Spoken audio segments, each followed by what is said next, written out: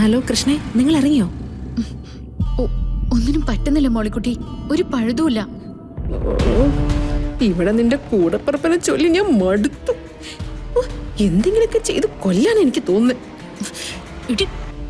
എന്റെ മോളിക്കുട്ടി, എന്തേലും ചെയ്ത് കുറച്ചുകൂടി സമയം അത് നമുക്ക് കിട്ടിയേ പറ്റൂ.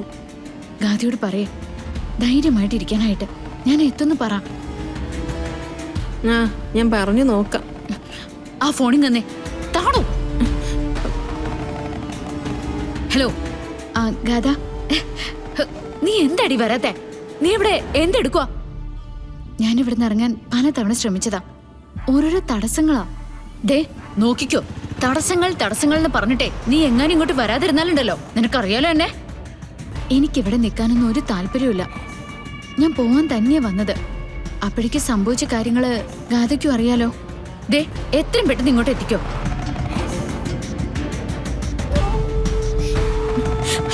ശ്രീനിവാസ വരുന്നുണ്ട്. ഗാഥ ഫോൺ വെച്ചോ, ഞാൻ അങ്ങോട്ടേക്ക് എത്താം.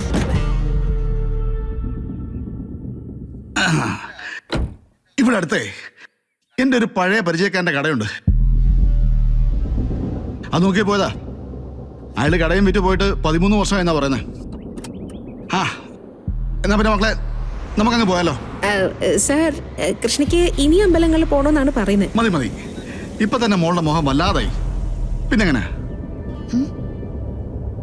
നമ്മൾ എന്തായാലും തിരിച്ചു പോവാ. മാത്രമല്ല ചെന്നിട്ട് വിഷുക്കണി ഒരുക്കാനുള്ളല്ലേ. എനിക്കിനിയും സ്ഥലങ്ങളൊക്കെ കാണണം. ഒരുപാട് അമ്പലങ്ങളൊക്കെ പോണം. ഞാൻ അതിന് തടസ്സം പറയുമോ മോളെ? മോക്ക് ക്ഷീണമുണ്ട്, അതുകൊണ്ട് പറഞ്ഞതേ ഉള്ളൂ. അല്ലെങ്കിൽ എനിക്കെന്താ? ശരി, നമുക്കെന്താ എങ്ങോട്ടാന്ന് വെച്ചാ പോവാം.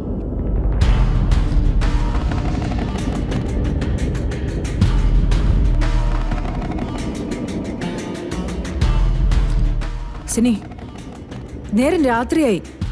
ഇതുവരെ കൃഷ്ണയുടെ കോളില്ല, ഗാദ്യം വിളിച്ചിട്ടില്ല. ഞാനാണെങ്കിൽ കൃഷ്ണയുടെ ഫോണിലേക്ക് 4-5 തവണ വിളിച്ചു, അവൾ ഫോണേ എടുക്കുന്നില്ല. കൃഷ്ണേ, ഹലോ കൃഷ്ണ, ഗാഥ കളരിക്കലെത്തിയോ? ഇല്ല മാഡം, ഇവിടുന്ന് എനിക്കിതുവരെ ഇറങ്ങാൻ പറ്റിയിട്ടില്ല. നിനക്ക് അവിടെ നിന്ന് ഇറങ്ങാൻ പറ്റിയില്ലെന്നോ? അങ്ങനെയല്ലോ നേരത്തെ വിളിച്ചപ്പോ നീ എന്റെ അടുത്ത് പറഞ്ഞത്. ഞാൻ എന്ത് ചെയ്യാനാ മാഡം? ഞാൻ ഗാഥയാണെന്ന് കരുതി അങ്ങോട്ടും ഇങ്ങോട്ടും അനങ്ങുമ്പോഴെല്ലാം ഓരോരുത്തരായിട്ട് പിറകെ വന്നോണ്ടിരിക്ക. കൃഷ്ണ, നീ പറയുന്നതും വിശ്വസിച്ച് എനിക്കിവിടെ അടങ്ങി ഒതുങ്ങിയിരിക്കാൻ പറ്റില്ല. നവീന്റെ വീട്ടിൽ നീ സേഫാണ്, പക്ഷെ ശ്രീനിവാസന്റെ കൂടെ എന്റെ മകള് സേഫ് അല്ല. മാഡം, അവരിതുവരെ സിറ്റി വിട്ട് പോയിട്ടില്ല. ഞാൻ മോളിക്കുട്ടിയോടും ഗാഥയോടും പറഞ്ഞ് എങ്ങനെയെങ്കിലും സിറ്റിയിൽ തങ്ങാൻ പറഞ്ഞിട്ടുണ്ട്.